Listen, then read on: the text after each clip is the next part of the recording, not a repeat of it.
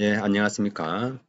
어, 신기술 분야 온라인 산업체 재직자 단기 강좌인 스마트 팩토리 강의를 맡은 동서대학교 진태석 교수입니다.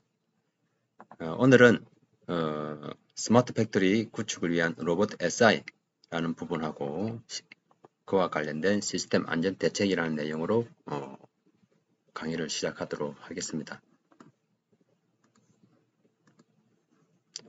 준비된 내용은 다음과 같은 목차로 진행하는데 우선 4차 산업과 관련된 스마트 팩토리에 대한 기본적인 내용과 개념, 관련된 기술을 설명하고 그리고 그의 핵심적인 기술 분야인 로봇에 대한 내용과 더불어 로봇 SI가 뭔지 그리고 로봇 SI와 관련된 비즈니스 내용 그리고 세 번째는 이 SI 즉 시스템 통합이라고 하는 부분이 무엇을 의미하는지에 대한 내용과 그리고 이러한 시스템 도입과 관련된 안전대책의 내용으로 크게 이 네 부분을 설명을 드리도록 하겠습니다.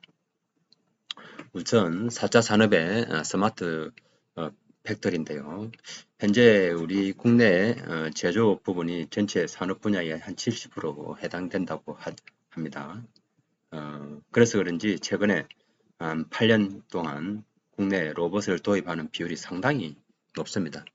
옆에 왼쪽에 있는 그림 도표를 보시면은 이것은 IFR이라고 국제 로봇 협회에서 이렇게 발간하는 리포트인데요. 거기 보시면은 국내가 즉 한국이 세계 랭킹 1위입니다. 그래서 이거는 최근 21년 자료인데요. 한국이 로봇을 도입하는 비율이 절대적인 수치는 아니고요. 로봇을 도입하는 비율입니다. 비율. 이것은 만명당 로봇이 이제 적용된 로봇 대수를 이야기하는 거죠. 그래서 보면 이제 국내 한국을 비롯한 두 번째 싱가포르, 일본, 독일과 같은 국가들이 대체로 이제 선진국 형태로 이렇게 이동해 가는 국가에서 보면은 이제 제조업에서 사람들이 역할이 많이 이제 줄어들면서 그 공백을 로봇이 많이 도입되는 그런 현상을 보고 볼 수가 있습니다.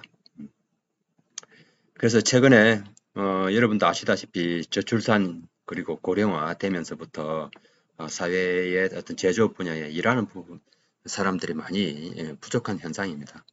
그러다 보니까 인간하고 기계의 어떤 융합 그리고 협력이 많이 강조되고 있는 부분이고요. 그리고 그와 더불어 기술도 많이 진전된 부분도 있기 때문에 그런 제조업 분야의 어떤 노동자들에 대한 어떤 육체적인 노동을 많이 경감시킬 수 있는 인간과 로봇 협조 개념이 들어가 있는 그런 산업 현장으로 이렇게 변모해 가고 있는 실정입니다. 그러한 부분에는 정부에서 이제 지원하는 정부 보조금이 많은 일조를 하고 있는 부분도 있겠죠. 그래서 이러한 로봇을 도입함으로써 크게 두 가지 장점을 알 수가 있는데요. 크게 이제 유연성 그리고 생산성입니다. 그래서 로봇을 활용함으로써 기존의 일손 부족에 대한 대응이라는 관점뿐만 아니라 작업의 효율성, 그죠? 그리고 열악한 환경, 그리고 위험 작업에서의 해방 이러한 것들이 가장 큰 장점이라고 볼 수 있고요. 그리고 로봇이기 때문에 가능한 어떤 고정밀 가공 작업을 통해서 고품질의 안정화 등을 기대할 수 있다는 것. 그리고 기존 수작업에 의존하던 부분을 로봇을 도입함으로 해서 부가가치가 높고 어떤 창의적인 업무 전환이 가능한 그러한 특징이 있겠습니다. 그래서 이러한 로봇뿐만 아니라 주변의 주변 장치 그리고 그것을 총괄하는 소프트웨어와 총괄하는 그는 총괄하는 스마트 팩토리라는 개념이 최근에 많이 이제 대두가 되고 있는데요. 전통적인 제조 산업에 이제 ICT를 결합해가지고 제품의 어떤 기획이라든지 어떤 설계, 생산, 유통, 판매에 이르기까지 전 과정을 ICT 기술로 통합하는 부분이 많이 요구되고 있습니다. 그래서 제품의 어떤 기획부터 판매에 이르기까지 기본적인 로봇 기술을 비롯한 IoT 기술, 그리고 빅데이터, 그리고 AI와 같은 ICT 기술을 활용해서 생산성이라든지 어떤 품질, 그리고 고객 만족도를 향상시키는 진행형 생산 공장에 대한 수요가 늘어나고 있는 상황이 되겠습니다. 이러한 스마트 팩토리에 등장한 배경을 보시면 첫 번째, 최근에 와서 기술의 어떤 트렌드가 정말 기존에는 이제 10년 단위, 20년 단위로 변하던 그런 기술의 어떤 트렌드가 최근에 와서는 빠른 것은 몇 개월 단위로, 어떤 것은 6개월, 1년 단위로 엄청나게 그 주기가 빨라졌다는 거죠. 그래서 그 트렌드가 빠르게 변모하면서 제품의 어떤 수명 주기도 급격하게 줄어들고 있다는 겁니다.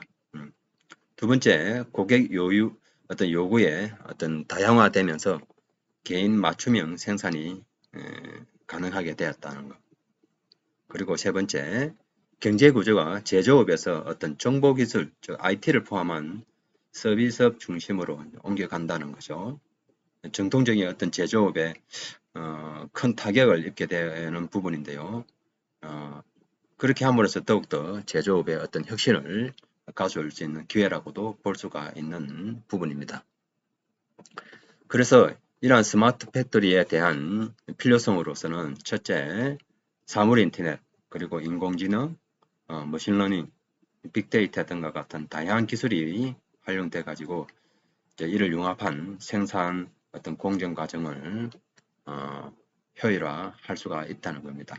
두 번째로서는 공장에서 수입한 각종 데이터를 바탕으로 분석해서 어떤 공장에서 발생하는 문제들의 원인을 보다 쉽게 해결이 가능하다는 거죠. 기존 수작업에서는 모든 데이터들이 어떤 사람의 어떤 경험이나 어떤 차트, 종이에 기록하는 행태가 되겠죠. 그에 해당하는 부분을 문제가 일어났을 때 본인의 어떤 경험이나 차트에 차트를 뒤져 가지고 원인을 분석한다든지 하다 보면은 어떤 시간이라든지 오류 그런 것들을 많이 생길 수가 있는데 그런 것들을 디지털화함으로 해서 어떤 원인 분석이라든지 접근하는 데 있어 가지고 쉽게 해결이 가능하다는 것을 알 수가 있습니다. 그리고 세 번째로는 로봇이라든지 어떤 드론, 자율주행 등을 가동하여 사람의 업무를 대신해주고 불필요한 공정 절차를 간소화할 수 있다는 거죠.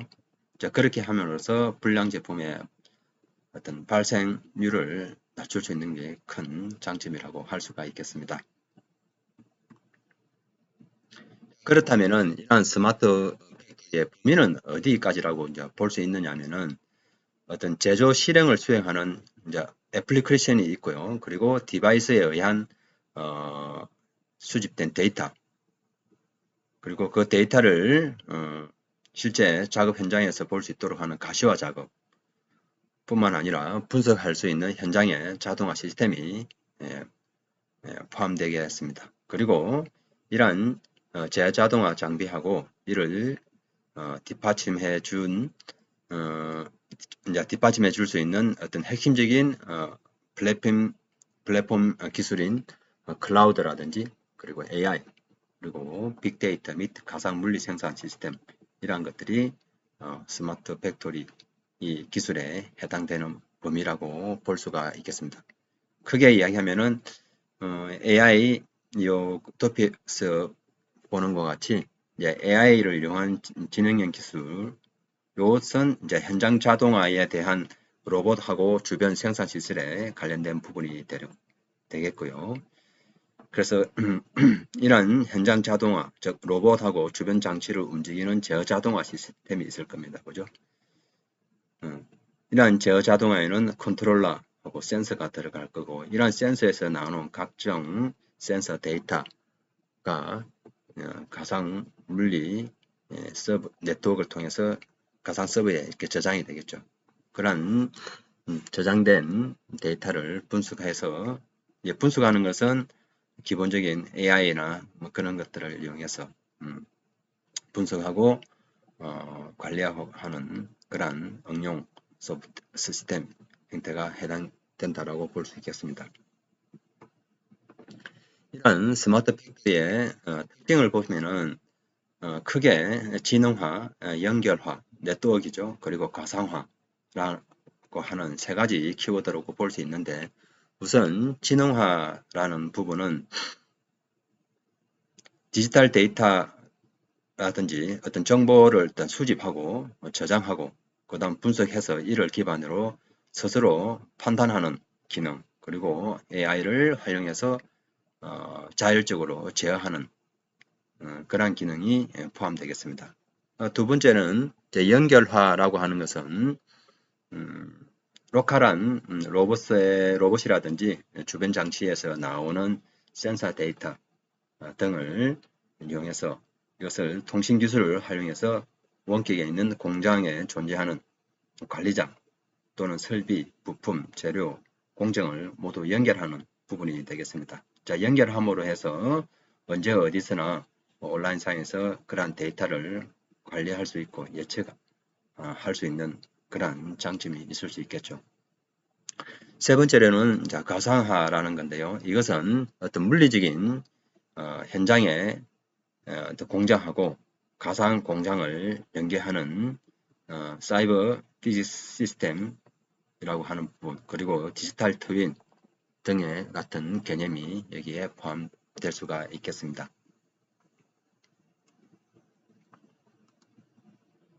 자, 그렇다면은 스마트 팩토리하고 공장 자동화라는 개념이 있는데, 이 두 개는 어떤 차이가 있는지 한번 살펴보도록 하겠습니다. 우선 스마트 팩토리는 그 범위를 보면은, 이제 스마트 팩토리의 범위를 보면은 상당히 범위가 넓습니다. 기획부터 설계, 생산, 유통, 판매 등 전 생산 과정을 정보통신기술, 즉 ICT를 이용해서 통합하고, 그리고 IoT 기술이라든지 인공지능, 빅데이터 등을 이용해서 디지털화하는 이런 기술들이 포함된다라고 보시면 되고요. 하지만 공장 자동화는 로봇 기술 등을 활용한 단순한 반복적인 자동화를 구현하는 그런 자동화에 중점을 둔 형태라고 보시면 되겠습니다. 그리고 생산 구조에 있어서는 스마트 팩토리는 어떤 프로세스의 어떤 시스템에다가 각 기능을 부여하기 위해서 사물 인터넷으로 연결하는 부분이 되겠습니다.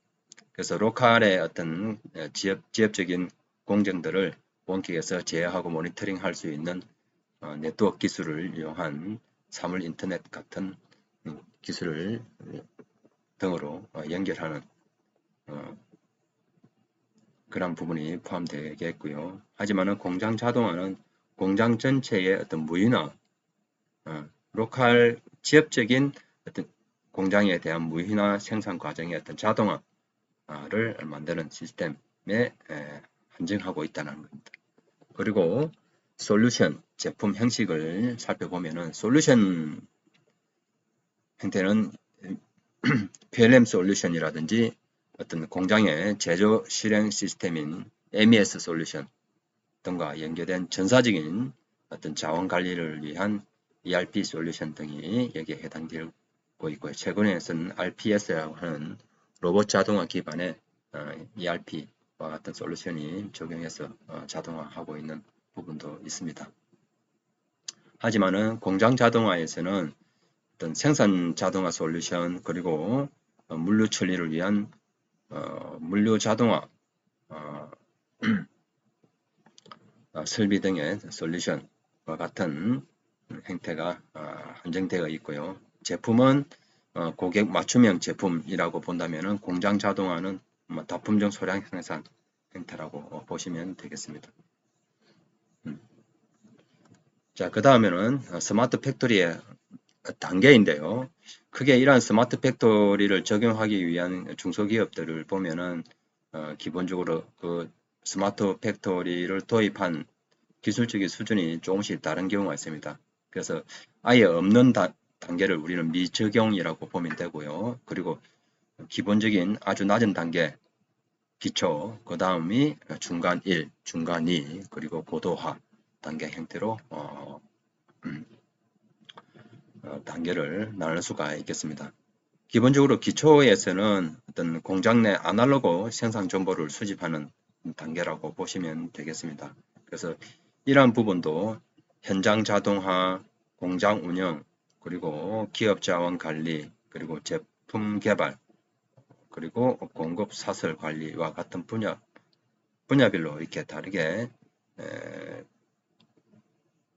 구체적으로 설명을 한다면은 현장의 자동화 쪽에서는 어떤 실적 집계에 대한 자동화가 해당될 거고, 공장 운영 분야에서는 공정 물류 관리 이런 부분이 이제 해당된다라고 보시면 되겠습니다. 그리고 기초 단계에서 조금 좀 한 단계 더 넘어가서 중간 1단계라고 하는 부분이 있는데, 중간 1이라는 것은 어떤 생산 설비라든지 공정, 자재 및 어떤 제품 정보 등에 관한 생산 정보를 실시간으로 수집 분석할 수 있는 환경하고, 그리고 이것을 생산 계획하고 의사 결정을 할 수 있는 단계까지 구축된 단계를 우리는 중간 1단계라고 이렇게 볼 수가 있겠습니다. 그리고 중간 2단계는 수집, 중간 1단계에서 어떤 수집되고 계획되고 의사결정하는 단계에서 넘어서 수집 분석된 생산 정보를 토대로 그 원인하고 해결책을 기존에 사람이 판단하는 부분을 에서 벗어나서 시스템이 이제 판단하는 거죠. 시스템이 판단하고 실시간으로 제어해서 생산량을 최적화하는 그러한 단계라고 보시면 되겠습니다. 그리고 고도화 단계, 이 수준은 스마트 팩토리가 IoT 또는 CPS 기반의 완전한 지능형 공장 형태의 수준이라고 보시면 되겠죠. 그래서 각 기업들이 기업마다 어떤 성격이라든지 경영 상황에 따라서 도입하고자 하는 스마트 팩토리의 단계가 조금씩 다르기 때문에 국가에서 지정하는 심의 기준을 따라서 그 해당 기업들이 어느 수준에 있는지를 각자 자기 어떤 뭐라 합니까? 진단을 통해서 본 기업의 스마트 팩토리 수준을 진단할 수가 있겠습니다. 그리고 이러한 스마트 팩토리는 우리 국내에서만 이루어지는 게 아니고 전 세계적인 형태 기술 수준으로서 이렇게 진행되는 부분이기 때문에 앞에서 말한 그런 요소 기술들을 국가별로 해당 기술을 적용하기 위한 많은 기술적인 연구가 진행되고 있습니다. 그러다 보니까 그러한 부분에서도 기술적인 표준이 뒤따르게 됩니다. 그래서 그러한 기술적인 국제 표준화에 대한 기술 표준화에 대한 부분이 많이 요구되고 있고요. 그러한 주요 표준 기술 표준을 위한 국내를 비롯한 국외에서도 많은 활동이 이루어지고 있습니다. 크게 그 표준 그룹을 보시면은 ISO 184 하고 184에는 SC4라든지 SC5 그게 두 가지가 있고요. 그리고 IEC SC652 그리고 IEC TC65 이런 크게 네 가지 형태로 이렇게 그룹으로 볼 수가 있겠습니다. 그래서 ISO TC 184 SC4를 보면은 어떤 산업 데이터 표준을 활용해서 일반 제조업이라든지 조선 해양 그리고 플랜트, 원자력 플랜트 등의 엔지니어링 설계 정보를 교환하는 기술을 교환하는 기술에 대한 표준화를 정립하고 있는 부분이라고 할 수가 있겠습니다. 그리고 밑에 SC5 부분은 제조 시스템의 응용 통합에 관한 표준을 정하고 있습니다.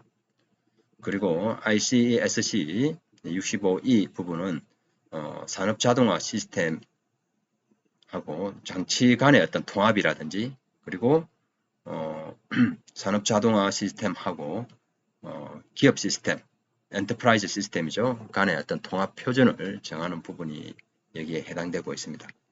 그 외에 맨 밑에 ICTC65에서는 SC65A에서 다루는 이제 시스템 측면 그리고 시스템 에스펙트죠.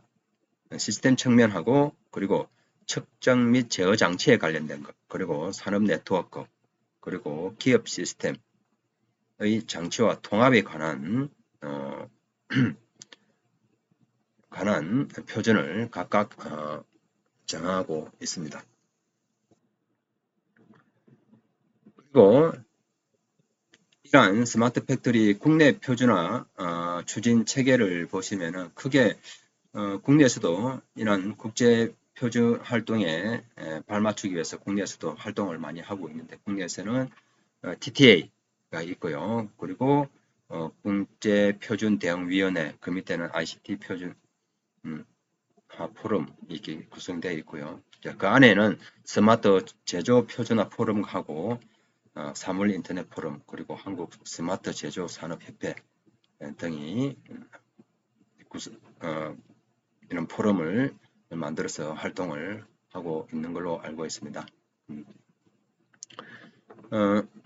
자, 이런 활동은 학교를 비롯한 그리고 기업 그리고 각종 연구단체 등이 서로 협업해서 관련된 표준을 기획하고 제출해서 국제표준으로서 이렇게 표준을 제안한다든지 해서 기획 활동을 하고 있다고 보시면 되겠습니다. 그 외에 스마트 팩토리와 관련된 표준 단체들을 보시면은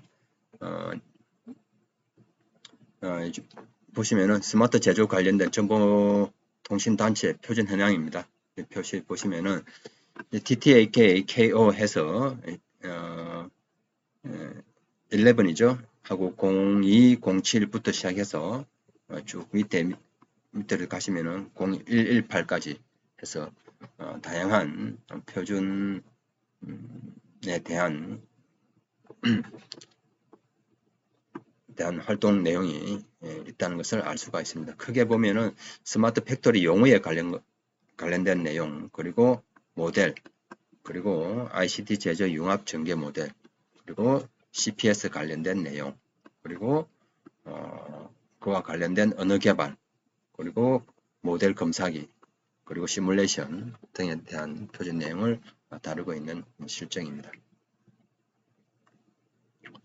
다음으로는 지금까지 이제 1장에서는 스마트 4차 산업 시대의 스마트 팩토리에 대한 내용을 이제 말씀드렸다면은 다음은 로봇 SI 비즈니스에 대한 내용을 조금 설명드리고자 합니다.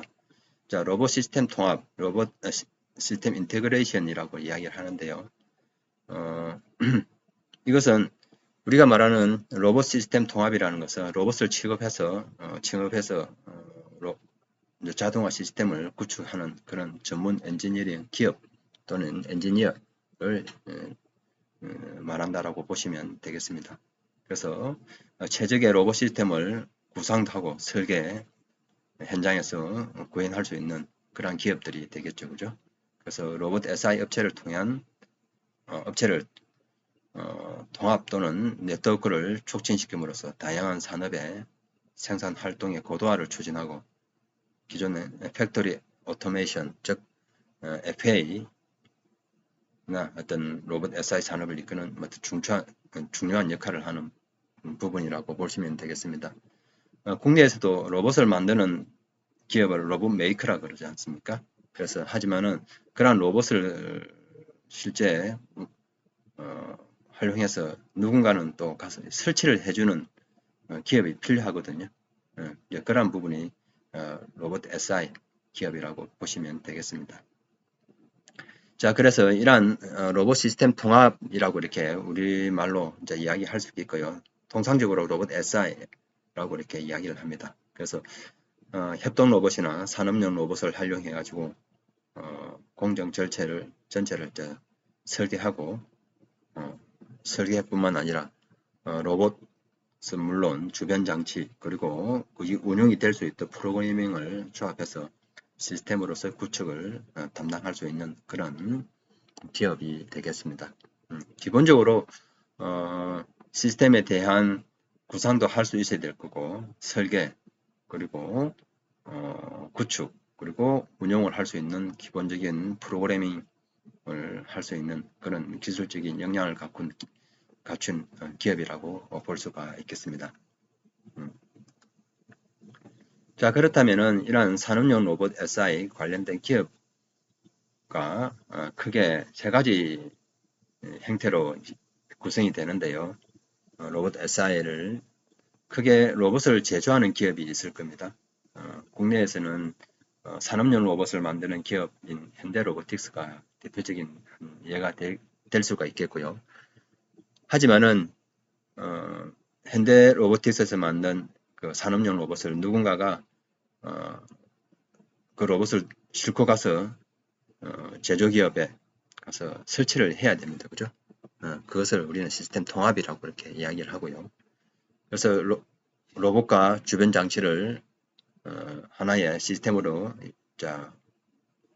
엮어서 자동화가 될 수 있도록 구축해주는 역할이 되겠습니다. 자, 그렇게 시스템이 구축이 되면은 사용자, 즉 로봇을 도입한 기업에서는 생산 현장에서 이렇게 로봇을 운영해서 생산성을 올릴 수 있도록 운용을 한다라고 보시면 되겠죠, 그죠? 그래서 로봇을 제조하는 기업이 있고 실제 로봇만 있으면 되는 건 아니지 않습니까, 그죠? 로봇에다가 기본적인 로봇 핸드도 있어야 될 거고 툴체인지 그리고 뭐 주행 대차라든지 제어기 그리고 뭐 센서 그러한 것들이 포함될 수가 있겠습니다. 그리고 주변 설비 이런 기업들도 같이 포함되겠죠. 자, 그러한 것들을 이제 제품들을 구매를 하고 해서 시스템 통합이라는 것은 그런 로봇과 주변 장치와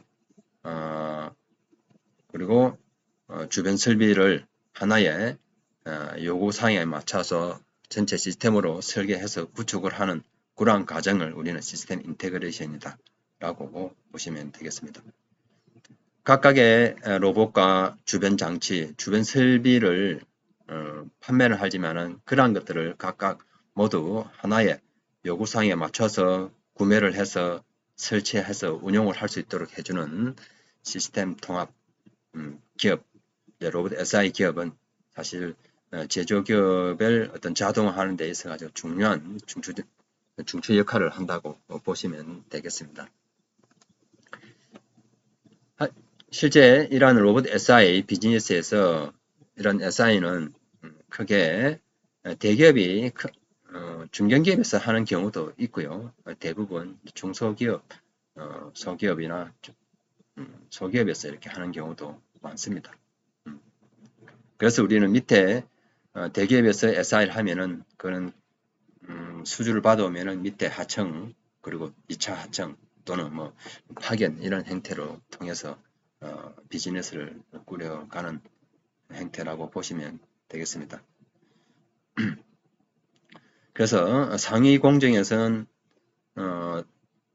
어떤 발주처라든지 고객으로부터 협의라든지 시스템 개발에 요구되는 요구사항을 정리한다든지 사양서를 만들고 최종 시스템에 대한 설계를 하게 되면은 그 부분을 실제 하위 공정에다가 다시 의뢰를 해서 시스템을 제작하고 엔지니어링을 할 수 있도록 하청을 주는 거죠, 그죠?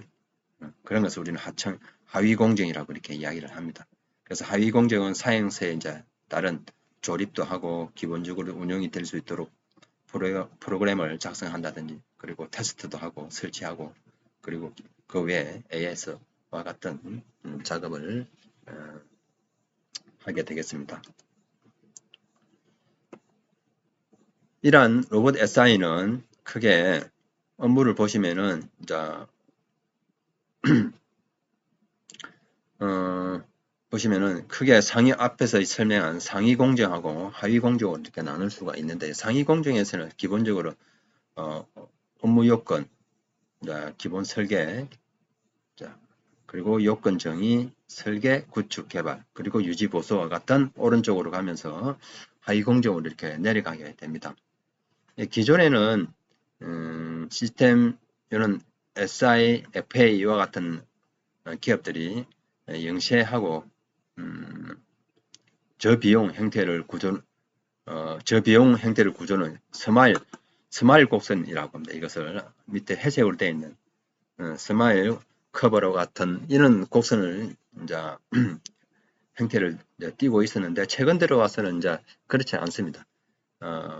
국내 서두에서 보여드린 국내 로봇 도입 현황이 워낙 많기 때문에 이런 SI 하는 기업들이 많이 생기고 점차적으로 고부가 가치 형태로 이렇게 확대되고 있다는 거죠. 그래서 이러한 것들이 업무 요건, 기본 설계나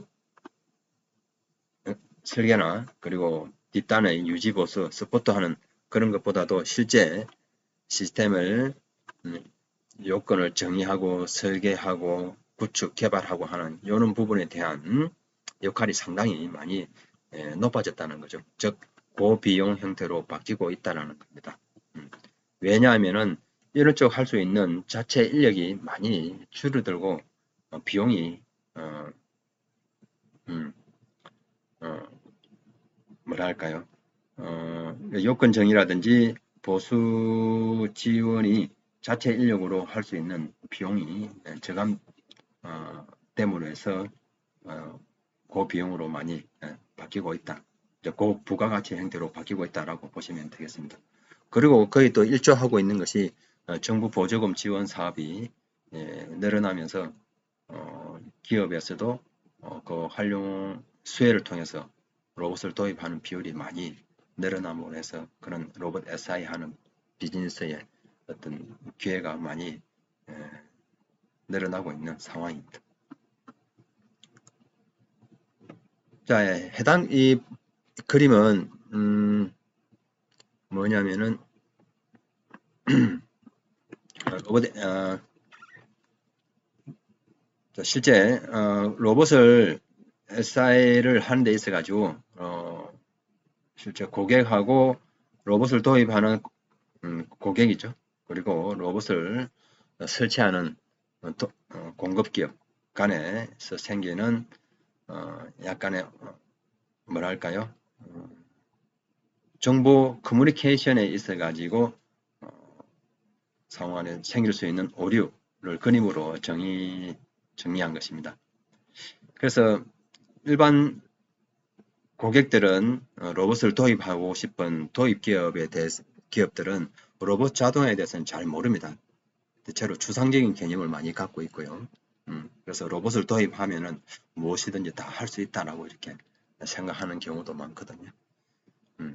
그래서 실제 고객이랑 그리고 공급기업이 만나서 이야기를 하다 보면은 이제 이런 현상이 벌어진다는 겁니다. 그래서 고객이 본인의 제품에 대해서는 잘 알지만은 로봇 자동화에 대해서는 잘 모릅니다. 잘 모르기 때문에 본인들이 설명하는 것은 요구사항은 아주 요구사항이라는 것은 이제 단순한 희망인 거죠. 단순히 원하는 기능. 그래서 이렇게 고객이 설명한 요구사항은 뭐 이렇게 나무에 지금 이런 근해 설명이었다면은 이런 근해 설명을 하지만 실제 정확한 표현이 안 될 수가 있습니다. 하지만은 이제 이걸 들은 공급기업에서는 공급기에서 이걸 듣고 본사를 돌아가서 프로젝트 팀이 꾸려지겠죠. 그리고 이걸 해석하는 단계, 그리고 그것을 프로그래밍 하는 단계, 그리고 실제 서류에서 만들어진 단계, 이런 여러 단계를 거치다 보면은 처음에 고객이 설명한 요구 사항하고는 조금 다른 형태로 프로젝트가 흘러갈 수가 있다는 거죠. 실제는 고객이 정말로 원했던 것은 오른쪽 밑에와 같은 이런 형태, 그 나무에 줄 하나를 이용해서 고무 타이어를 엮어서 탈 수 있는 이런 거네, 이걸 정말로 필요했던 건데 실제 진행하다 보면은 위와 같은 이런 현상이 벌어질 수 있다는 것을 보여주는 한 사례가 되겠습니다.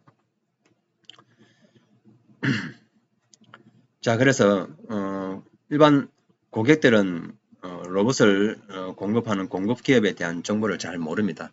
어떤 기업들이 잘하고 못하는 것을 잘 모르기 때문에 해당 기업에 대한 나름대로의 견적이라든지 이런 걸 많이 받아보겠죠. 어떤 기업들이 무엇을 잘하고 못하고 또 비용은 어느 정도 들고 하는 부분을 면밀히 검토해서 그 내부적인 어떤 평가 기준을 만들어 가지고 그리고 우선순위를 정해야 됩니다. 우리 회사에서 도입하고자 하는 것이 가격인지 납기가 중요한 건지 아니면은 어떤 기업의 실력 그리고 신용도가 중요한 건지 이런 부분을 잘 챙겨가지고 우선순위대로 체크링을 해서 해당 기업들을 선정하는 게 맞겠죠, 그죠?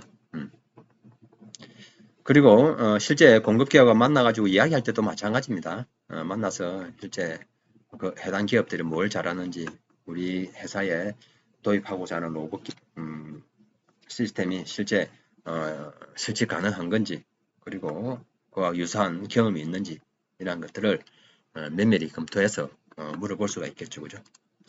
그리고 이제 그렇게 되면은 이제 계약 체결을 할 수가 있겠습니다. 계약 체결에 있어서도 뭐 일괄 도급을 줄 수도 있겠고, 그리고 내부에 사내에 어떤 엔지니어링 팀이 있다면은 내부에서 일부 진행하고 나머지를 도급을 주는 그런 형태로 다단계 형태로 나눠서 진행할 수도 있겠습니다.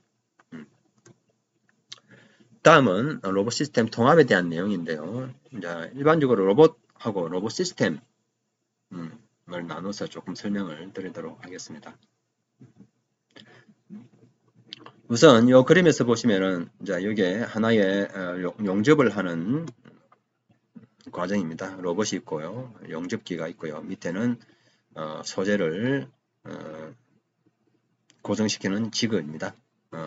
일반적으로 주변 장치라고 하는 부분인데, 그래서 이것을 우리는 전체 로봇 시스템이라고 이야기를 합니다.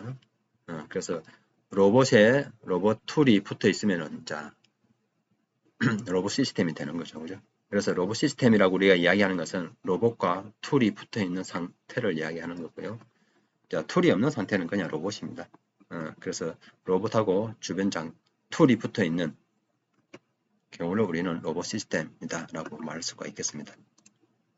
자, 그렇다면은 자, 로봇은 기본적으로 로봇 제조사에서 만들겠죠. 그래서 로봇 제조사에서 만드는 부분이다 보니 기본적으로 이 로봇은 ISO 표준 102181이라고 하는 이는 표준에 따라서 제조를 하게 되겠습니다.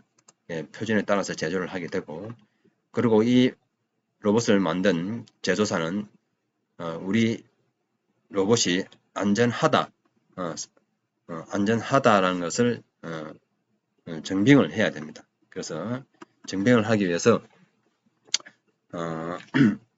산업안전보고법 35조에서는 자율안전 확인 신고를 받도록 하고 있습니다. 그래서 기본적으로 로봇 제조 회사에서는 이런 자율안전 확인 신고서를 갖고 있고요. 로봇을 납품할 때 이런 신고, 즉 자율안전 확인 신고 KSC죠. KSC 마크를 붙은 제품을 판매를 하는 것을 의무화하고 있습니다. 그리고 일반 사용자는 로봇하고 그리고 툴도 사야 될 거고 주변 장치도 포함해서 하나의 시스템으로 꾸리게 될 겁니다. 꾸리게 되면은 그것이 이제 로봇 시스템이 되겠죠, 그죠? 되겠죠. 로봇 시스템이 되면은 102182 그리고 ISO 15066에 따라서 로봇 표준에 따라서 로봇 시스템을 구축을 해야 되고요. 자, 이런 구축을 하고 나면은 산업안전 보건법에 따른 산업용 로봇 안전 검사를 받도록 하고 있습니다. 또는 협동 로봇인 경우에는 협동 로봇 시스템 안전 인증을 받도록 하고 있다는 거죠. 그래서 시스템을 구축을 하게 되면은 기본적으로 공단에서 나와가지고 해당 로봇 시스템에 대한 검사를 받도록 하고 있습니다. 이런 로봇뿐만 아니라 다른 품목들도 몇 가지 있지 않습니까? 일반적으로 우리 아파트의 엘리베이터 같은 개념이라고 보시면 되겠습니다. 자, 그렇다면은 이런 로봇 시스템을 도입하기 위한 순서에 있어 가지고 우리 회사의 어떤 시스템이 정말로 로봇이 도입할 수 있는 품목인지 공정인지 그걸 판단할 필요가 있겠습니다. 자, 그런 경우에는 작업량하고 작업의 복잡성을 따라서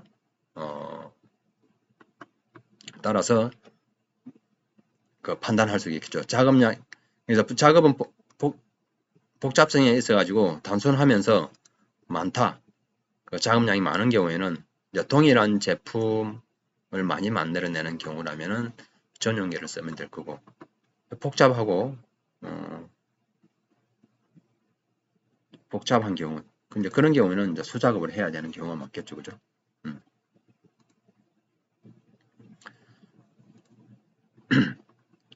그렇지 않은 경우, 이제 그 외에 로봇을 사용하는 경우는 그 중간에 있습니다. 단순하거나 복잡한 경우 둘 다 사실은 가능하고요. 왜 그러냐면은 전용기 같은 경우에는 해당 정형화되어 있는 제품만 일반적으로 만드는 경우가 많습니다. 예를 들어서 붕어빵을 만드는 그런 작업이라고 생각한다면 붕어빵을 만드는 전용기는 붕어빵만 만들 수가 있겠죠. 그래서 붕어빵을 만드는 전용기를 가지고 우리가 잉어를 만들 수는 없거든요. 그 잉어를 만들려면은 잉어를 만들 수 있는 또다시 다른 금형을 파서 진행해야 된다는 겁니다. 하지만 로봇을 이용하면은 그렇지 않다는 거죠. 해당 공정에 맞춰서 로봇을 적절하게 재배치 운용함으로 해서 조금 유연성 있게 공정을 변형해서 사용할 수 있는 그런 큰 장점이 있다는 겁니다.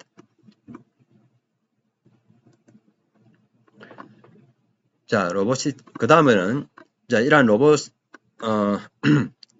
시스템은 크게 로봇 사례를 좀 설명하려고 하는데요. 요 그림은 지금 왼쪽이 기존 전용기를 사용했을 때에 대한 행태고 이것이 비포, 오른쪽이 애프터가 되겠습니다.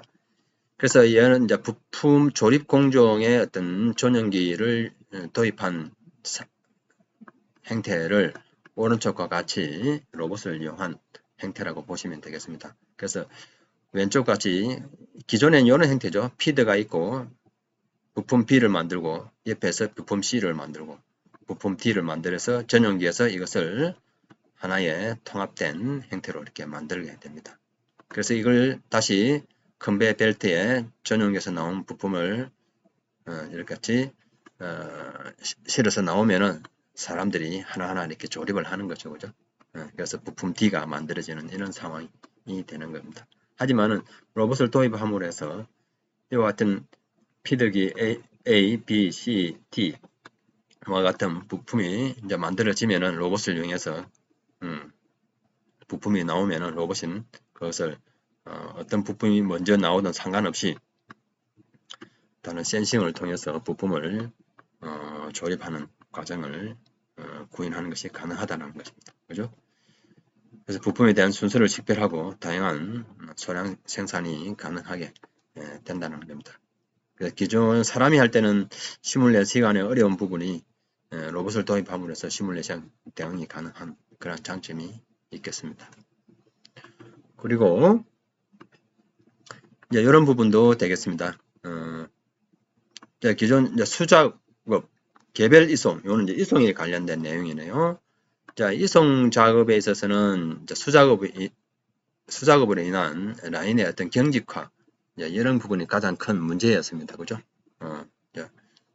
고정된 제품 아니면은 그래서 변경하기가 좀 쉽지가 않은 그런 부분이 있었는데 로봇을 도입함으로 해서 라인의 어떤 유연성이라든지 자동화 확보가 가능한 그런 장점이 있겠습니다. 그래서 기존에는 사람이 이렇게 개별적으로 한 작업이었다면은 이제 이런 문제가 가장 큰 게 뭐냐면은 컨베이어 벨트의 어떤 상위에서의 어떤 사고나 라인을 중지하게 되면은 전체 이후에 있는 라인도 모두 이제 전체 정지가 되는 그런 문제점입니다. 그죠? 정지가 되면 생산 라인 납기를 못 맞추게 되는 그런 문제점도 일어날 수도 있고, 제품을 생산 못하는 그런 문제가 일어나는 거죠. 하지만은 이제 로봇을 하다 보면은 이제 도입함으로 해서 부품 A, B, C를 하나가 라인이 고장 나더라도 다른 라인에서 이렇게 공급하는 게 가능하게 될 거고, 그리고 약간 유연성 있게 로봇은 그 부분을 빈 피킹 기능을 이용해서 해당 로봇 뭡니까 박스에 식별해서 넣는 이런 과정이 가능하게 되겠습니다. 자, 그렇다면은 실제 이러한 로봇을 도입해서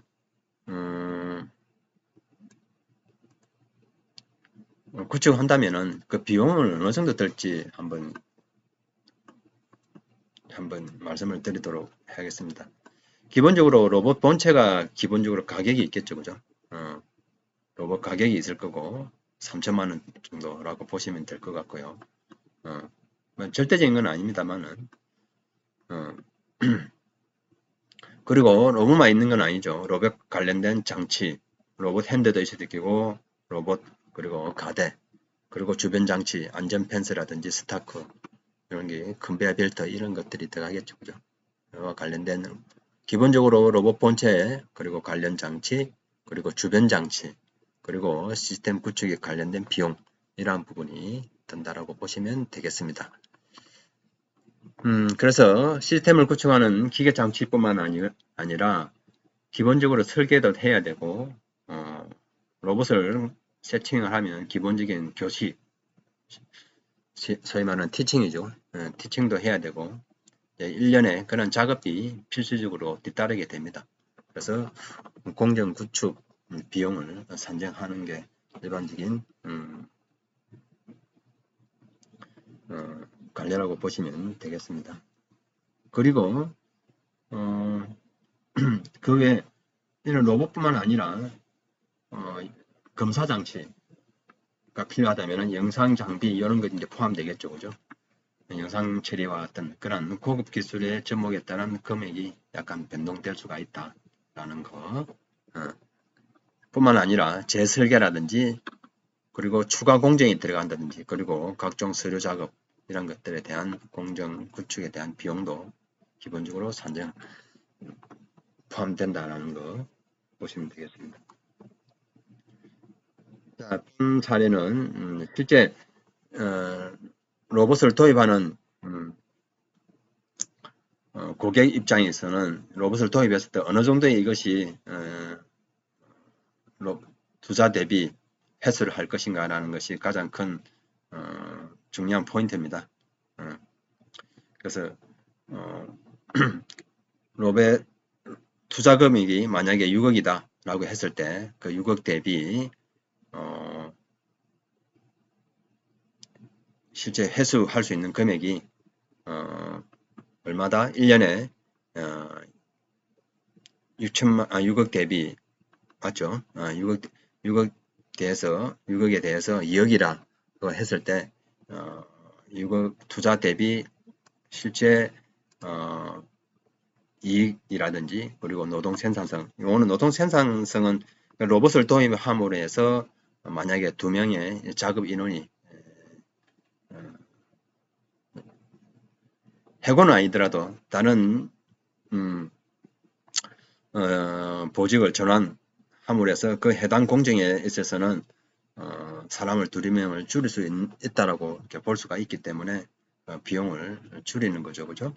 그래서 그 비용이 만약에 6천만 원이다, 6천만 원이라고 했을 때 그 비용 6천만 원 비용 다른 이익 합해서 만약에 2억이라는 비용이 생긴다고 했을 때 그 2억으로 6억을 나누면은 한 3년 정도 됩니다, 그죠? 3이 되니까 이것을 우리는 3년 만에 비용을 해소할 수 있다라고 우리는 판단을 할 수가 있겠죠. 다음으로는 자, 로봇 시스템을 도입했을 때 안전이 안전 대책입니다. 가장 중요한 부분이죠. 사실은 로봇을 도입하고 사고가 나면 안 됩니다. 크게 3가지 부분을 말씀을 드리겠습니다. 기본적으로 로봇을 도입했을 때 로봇을 판매하는 로봇 메이커 입장에서의 자율 안전 확인 신고를 받아야 되고요. 그리고 사용자에서는 로봇 안전 검사를 받아야 됩니다. 기본적으로 안전 검사에는 기본적인 안전 펜스가 포함되겠죠, 그죠? 그래서 방책에 대한 높이가 중요합니다. 통상적으로 1.8m 이상 하라고 되어 있고요. 이건 절대적인 것은 아닙니다만은 최소 1.4. 자, 1.4는 어디서 나온 거냐면은 기본적으로 로봇의 높이랑 그리고 펜스의 거리가 되겠습니다. 그래서 이 기준의 계산법은 ISO 13857에서 기본적인 로봇의 높이 그리고 로봇과의 거리 등을 계산했을 때 방책 높이를 계산하는 시계에서 도출되는데요. 통상적으로 1.8m 이상 한다라고 보시면 되겠네요. 그리고 이러한 펜스하고 밑바닥하고 계구부 출입이 되지 않도록 물리적인 방치 너무 높게 해서는 안 된다는 거죠. 그리고 하부 틈새 180mm 이하로 유지할 수 있도록 해야 된다는 것이 특징입니다. 그리고 이제 로봇이 작업을 하고 나서 안에 있는 이제 소제품을 이제 바깥으로 이제 끄집어내는 공정이 필요할 수가 있겠죠. 그죠? 그럴 때 부품 인출 투입구에 대한 안전 방호입니다. 자, 이런 경우에는 광전자식 방호 장치를 하는 것을 의무화하고 있고요. 그리고 표준품을 쓰도록 의무하고 있습니다. 그리고 사람이 들어가는 부분에 대한 안전장치 그리고 그래서 비상정지장치 그리고 비상버튼 등에 대한 방호장치 안전 인정을 받은 제품을 쓰도록 요구하고 있다는 거죠. 그래서 산업용 로봇을 일반적으로 도입할 때 있어가지고 가장 많이 우리가 생각해 볼 수 있는 것은 위와 같이 물리적으로 안전 펜스를 치는 부분이 가장 단순합니다. 그리고 가운데 광전자 쉽게 말하면 라이트 커튼이라고 하는 거죠. 라이트 커튼라고 하는 부분을 이용하는 것 또는 센서 감지 영역을 이용해서 레이저 스캐너 같은 그런 것을 이용해서 거리를 인식해서 안전 거리를 확보하도록 하는 그런 부분도 있긴 있는데 밑으로 갈수록 복잡해지는 부분입니다. 그래서 통상적으로 가장 많이 활용하는 부분이 위에 같은 단순하게 물리적으로 펜스를 이용해서 그 작업자가 울타리 내에 진입을 못하도록 막는 부분이 되겠죠, 그죠? 그래서 위로 갈수록 위험성은 작습니다. 왜? 물리적으로 이렇게 펜스를 치다 보면 사람이 들어갈 수가 없겠죠, 그죠? 하지만은 펜스가 없는 이거는 센서로 이용해서 하다 보면은 위험성은 오히려 클 수가 있다는 거죠. 그리고 센서 안전 제어를 하는 데 있어가지고 구현하기도 조금 복잡하고요. 그래서 이런 기호에 맞춰서 이런 설치를 도입할 수가 있겠습니다. 기본적으로 로봇을 시스템을 도입했을 때 산업안전보건법 93조에서는 안전검사를 맡도록 하고 있습니다. 최초 설치 후 3년 이내에는 한번 하되 그 다음부터는 2년마다 할 수 있도록 의무화하고 있습니다. 그래서 안전인증을 합격증을 받으면은 왼쪽과 같이 안전필정을 부착하도록 하고 있다는 거죠.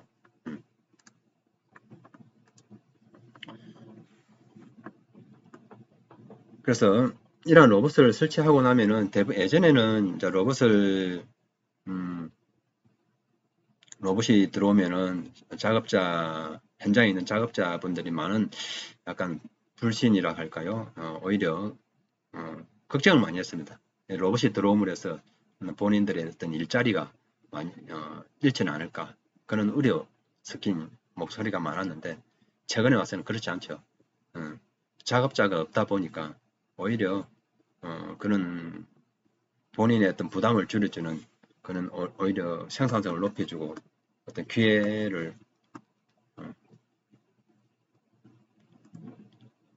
늘려줄 수 있는 그런 기회 비용으로 많이 활용되고 있는 것이 사실입니다. 그래서 이런 내용들을 보면 로봇을 도입했더니 오히려 일자리가 늘어나는 경우 그리고 생산성도 늘어나고 불량률은 줄어들고 그런 효과가 오히려 커졌다는 것이 사실입니다. 예, 지금까지 좀 정리를 하도록 하겠습니다. 한때 어떤 기술이 중요한 때도 있었죠. 기술이 중요할 때가 어느 회사 거를 사야 되나 하는 그런 시대도 있었고 그런 시대가 좀 지나지면서 기술이 어느 정도 조금 보편화되면서 평준화되면서 그때부터는 가격이 중요할 때가 있었습니다. 하지만 최근에 와서는 고객하고 로봇을 공급하는 공급기업 사이에 신뢰가 많이 중요하게 많이 요구되고 있습니다. 신뢰. 이제 그러다 보니까 로봇을 공급하는 공급기업은 고객의 어떤 요구하는 사항 그런 기능들을 정확하게 구현해서 납품해야 될 의무가 있겠죠. 그죠? 그러기 위해서는 어떤 고객의 어떤 요청 사항들을 뭘 요청하는지를 잘 듣고 그런 심연을 잘 파악해서 재해석할 수 있는 그런 역량들이 필요할 거라고 생각됩니다. 예, 사실 최근 들어서 국내뿐만 아니라 로봇 자동화가 많이 도입되고 있습니다. 이러한 로봇 자동화야말로 4차 산업 혁명 시대에 있어가지고 무엇보다도 중요한 그런 제조기업에 있어가지고 장치이거든요.